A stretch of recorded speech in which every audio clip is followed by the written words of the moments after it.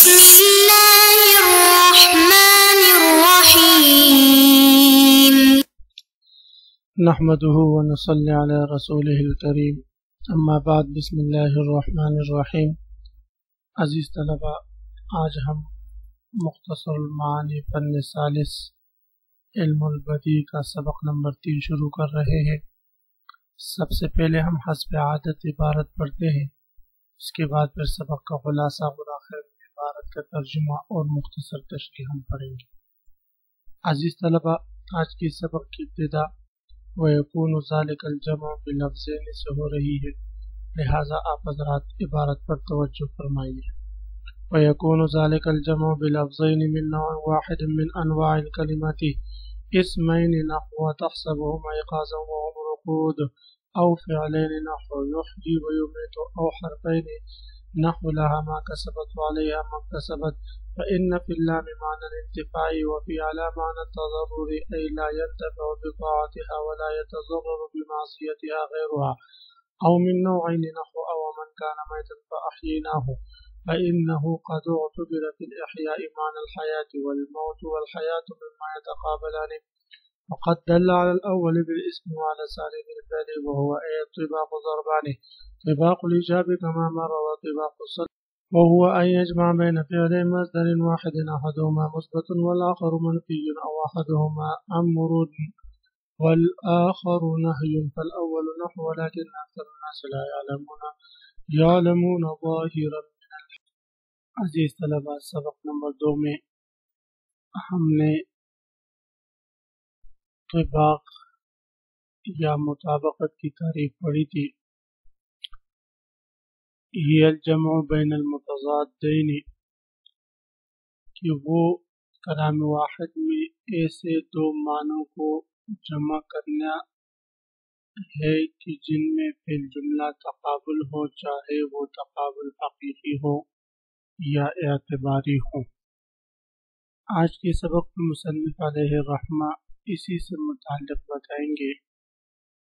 یہ طباق جس میں دو متضاد معنی جمع ہوتے ہیں، یہ اجتماع کبھی انواع الکلمہ یعنی اسم فعل حرف میں سے دو اسموں کی صورت میں ہوگا، کبھی دو فعلوں کی صورت میں ہوگا، اور کبھی دو حرفوں کی صورت میں ہوگا۔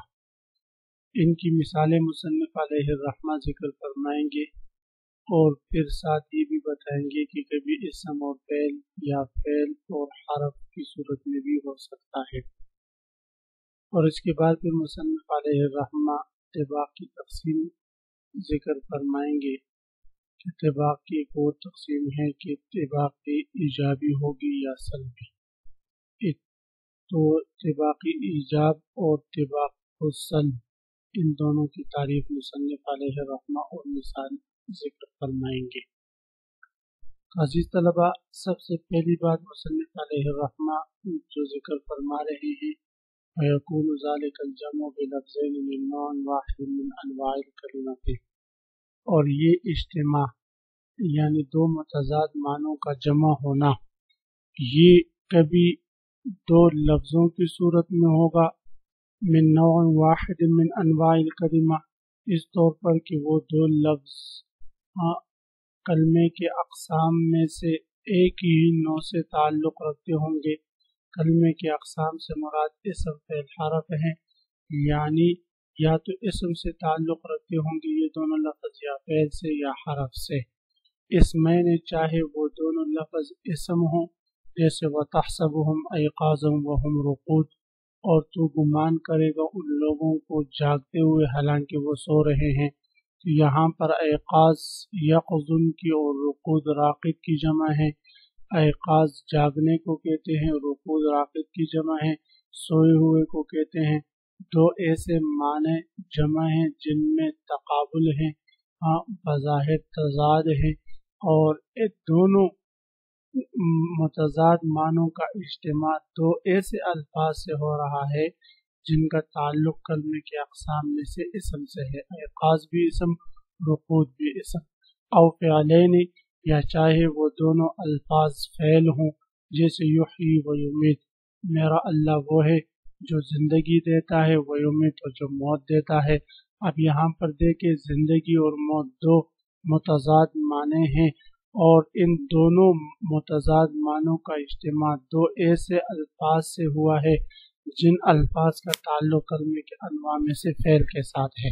یحیی بھی فعل ہے، یمید بھی فعل ہے، باب افعال سے واحد مذکر غائب کا صیغہ ہے دونوں، احیا یحیی، امات یمیت سے، او حرفین یا دونوں کیا ہو گئی حرف ہوں گے، جیسے لہا ما کسبت وعلیہا ما کسبت۔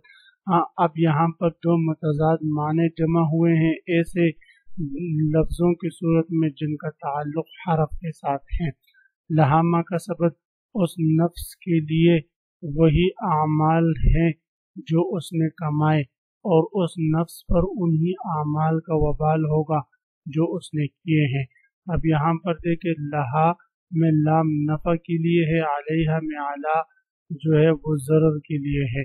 یہاں پر نفع اور ضرر، نفع اور نقصان دو متضاد معنوں کو جمع فرمایا ہے، اور دونوں متضاد معنوں کا اجتماع دو ایسے لفظوں سے ہے جن کا تعلق انواع الکلمہ میں سے حرف کے ساتھ، یعنی دونوں حرف، لام بھی حرف اور اعلیٰ بھی حرف ہو، اس لیے فرمایا وہ حرفین یا دونوں حرف ہوں گے۔ فإن فی اللام معنی الانتفاع، لہا ما کسبت میں جو لام ہے اس میں انتفاع کا معنی ہے، وفی علی معنی تضرر، وعلیہا مکتسبت میں جو علی ہے اس میں تضرر اور ضرر کا معنی ہے۔ اے لا ينتفع بطاعتها ولا يتضرر بمعصیتها غیرها، یعنی نفس کی فرمانبرداری سے، اطاعت سے نفع نہیں اٹھاتا، ولا يتضرر بمعصیتها نفس کی معصیت سے، گناہ سے ضرر نہیں پہنچتا، غیرها نفس کے علاوہ کسی اور کو۔ ہر شخص کی نیکی کا اعمال اسی کو ملے گا، ہر شخص کی بدی کا وبال اسی پر پڑے گا، ایک شخص کی گناہ کا وبال دوسرے پر نہیں ہوگا، ایک شخص کی نیکی دوسرے کو نہیں دی جائے گی۔ او من نوعین، یا دو متضاد معنوں کو جو جمع کیا جاتا ہے طباق میں، یہ دو ایسے الفاظ سے ہوں گے جن الفاظ کا تعلق کلمے کے انواع میں سے دونوں سے ہوگا، یعنی ایک اسم ہوگا دوسرا فعل ہوگا، یا ایک فعل ہوگا دوسرا جو ہے وہ حرف ہوگا، یا ایک اسم ہوگا اور دوسرا جو ہے وہ حرف ہوگا۔ اب عزیز طلبہ اس کی بھی تین صورتیں بنتی ہیں، لیکن مصنف علیہ الرحمٰن نے صرف ایک صورت کی مثال ذکر فرمائی ہے، اس لیے کہ باقی دو جو ہے یعنی فعل و حرف یا اسم و حرف یہ کلام میں فصیح میں بہت کم پایا جاتا ہے یا نہیں پایا جاتا، اس لیے جو پایا جاتا ہے جو مستعمل مصنف علیہ الرحمٰن نے صرف اسی کو ذکر فرمایا ہے، اور وہ یہ ہے کہ اسم و فعل آپس میں جمع ہو۔ او من کان میتا فاحییناہ، آیا وہ شخص جو گمراہ ہو، فاحییناہ پس ہم نے اس کو ہدایت دی، یعنی ہم نے اس کو راہ راست پر لایا۔ یہاں پر میت سے مراد گمراہ ہونا ظاہر ہے، جو شخص گمراہ ہو، راہ راست سے ہٹا ہوا ہو، وہ اس کی مثال کل میت ہے۔ فاحییناہ، اللہ فرماتے ہم نے اس کو زندگی دی، یعنی ہم نے اس کو ہدایت دی۔ بہرحال یہاں پر محل استشہاد یہ ہے کہ دو متضاد معنی ہیں، میت اور احیا، دو متضاد معنوں کو جمع کیا گیا ہے، اور یہ دونوں متضاد معنوں کا اجتماع ایسے الفاظ کے ساتھ ہے ان میں سے ایک لفظ اسم ہے، دوسرا احیینا یہ فعل ہے۔ فإنه قد اعتبر في الإحياء معنى الحیات، احیاء میں حیات کا معنی کا اعتبار کیا گیا ہے، والموت والحیات مما يتقابلان، موت اور حیات یہ دونوں متقابل معنی ہیں۔ وقد دل على الاول، اور پہلے پر دلالت کی مصنف علیہ الرحمٰن نے بالاسم، اسم سے، والثان بالفعل، اور دوسرے پر جو ہے وہ فعل سے دلالت ہوئی ہے، وہ طباق و ضربان ہے۔ اب مصنف علیہ الرحمٰ طباق کی ایک اور تقسیم ذکر فرما رہے ہیں کہ طباق الایجاب اور طباق السلب جس کو کہا جاتا ہے۔ طباق کی دو قسمیں، طباق الایجاب اور طباق السلب۔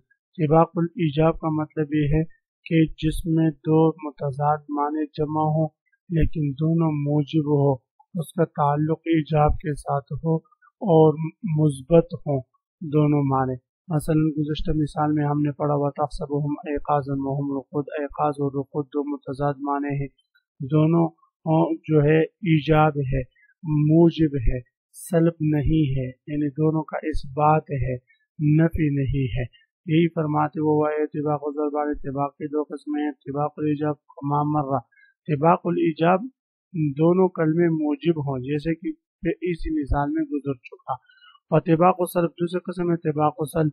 اتباق السلب کی تعریف مصنف علیہ رحمہ فرما رہے وہ ہوا ان یجمع بین فعلی مصدر واحد، ایک مصدر کے دو فعلوں کو جمع کرنا، یعنی ایسے دو متضاد معنی جمع کرنا جو جن دو متضاد معنوں کا تعلق ایک ہی مادے کے دو فعلوں سے ہو، ایک ہی مادوں کے دو فعلوں سے ہوں۔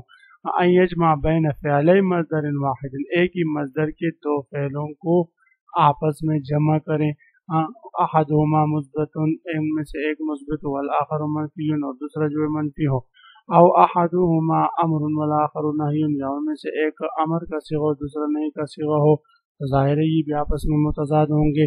ولکن اکثر الناس لا یعلمون ظاہرا من الحیات الدنیا، اکثر لوگ نہیں جانتے، وہ تو سرسری دنیا ہی کو دیکھ رہے ہوتے ہیں۔ یہاں پر دیکھ لا یعلمون دو متضاد معنی کو جمع کیے ہوئے ہیں، ایک علم اور ایک عدم علم۔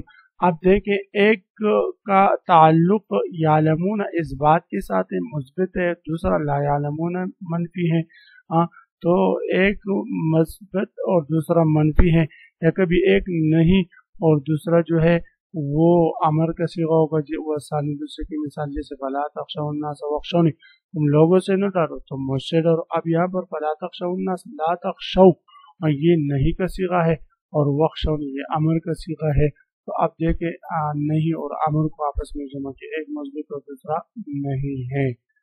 عزیز طلبہ، اسی کے ساتھ آج کے سبق کا اختتام ہوا۔ آج کے سبق کا خلاصہ یہ ہوا کہ ہم نے اتباق کی مزید تقسیم پڑھی کہ اتباق کبھی دو متضاد معنوں کو جمع کرنا ہوتا ہے، اور یہ دو متضاد معنی جو جمع ہوتے ہیں یہ کبھی دو فعلوں کی صورت میں ہوں گے، کبھی دو اسموں، کبھی دو حرفوں، کبھی ایک فعل اور ایک اسم کی صورت میں ہوگا۔